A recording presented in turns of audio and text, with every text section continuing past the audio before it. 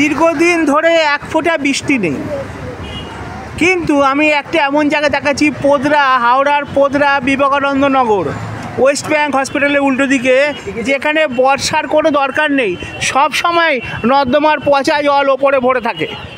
বারবার বলা সত্ত্বেও এখানকার মানুষ দীর্ঘদিন ধরে পঞ্চায়েতের কাছে আবেদন করা সত্ত্বেও কিচ্ছুটি হয়নি। দেখাচ্ছি, আসুন আমার সাথে। পোদরা বিবেকানন্দ নগর, এই পচা জল নেই, বৃষ্টি নেই, কিছু নেই, কিন্তু এই পচা জল পেরিয়েই এখানকার মানুষকে যেতে হয় দিনের পর দিন, বছরের পর বছর। এই পচা জল নামাবার কোনো ব্যবস্থা এখানে প্রশাসন কিন্তু করেনি, মানুষ অসহায়।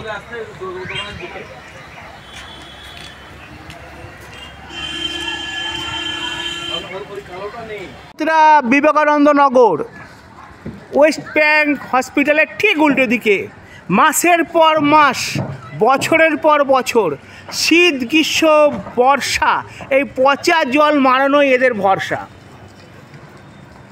নেতা যায়, নেতা আসে, ভোট যায়, ভোট আসে, কিন্তু এখানকার মানুষদের অবস্থার, এই যে নাগরিক পরিষেবা ভয়ঙ্কর, এই অবস্থার মুক্তি মেলে না, রেহাই মেলে না এখানকার।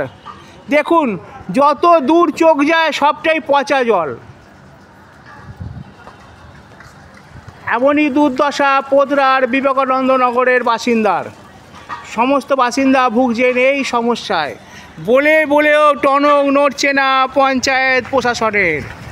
পোদরা বিবেকানন্দ নগর প্রশাসনের টনক নড়বে না, নড়ছে না, নড়েনি। চোখে ঠুলি এঁটেছে এখানকার পঞ্চায়েত প্রশাসন। তাদের চোখে এই অবস্থা পড়ে না। দুর্দশার এক শেষ এখানকার মানুষদের। লম্বা রাস্তা জুড়ে জলের পর জল, সবটাই পচা জল।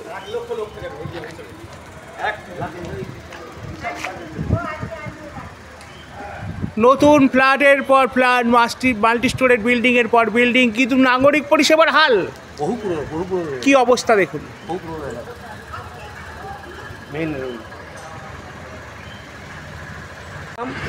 এই যে জল দেখছেন, এ তো 12 মাস থাকে। হ্যাঁ, 12 মাস থাকে। তা আপনারা জানিয়েছেন তো এখানকার? হ্যাঁ, অনেকবার জানিয়েছি। কিছু হয়েছে না, কোনো কিচ্ছু হয়নি এখানে। এইভাবেই পড়ে আছে, এইভাবেই পড়ে আসে, একটু করে মাটি তোলে আর ছবি তোলে, নিয়ে চলে যায় পঞ্চায়েতের লোকেরা, আর কিচ্ছু করে না। 1 ঘন্টার কাজ। হ্যাঁ, 1 ঘন্টার কাজ। পুরো অ্যাসিড জল এটা। বলছে এখানে এই যে জলটা বছরের কি সারা বছরই জমা থাকে? সারা বছরই।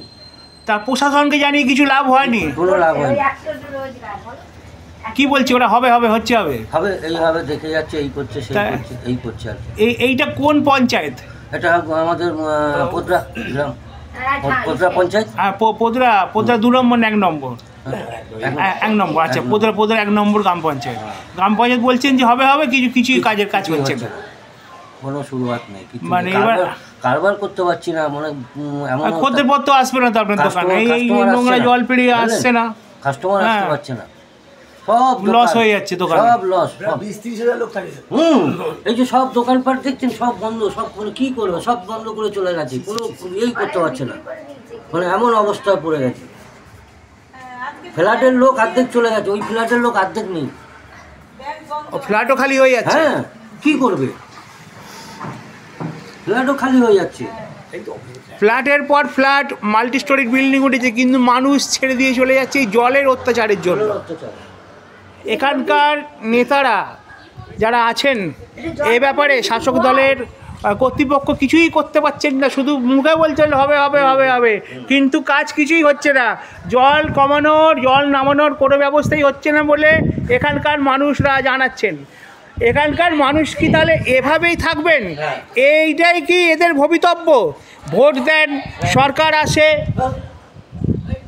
নেতা আসে, আবার ভোট আসে, বছরের পর বছর পেরিয়ে যায়, কিন্তু এই পোদরা ওয়েস্ট ব্যাঙ্কের উল্টো দিকে বিবেকানন্দ নগরের মানুষের কি এটাই ভবিতব্য? প্রশ্ন এদের এটাই।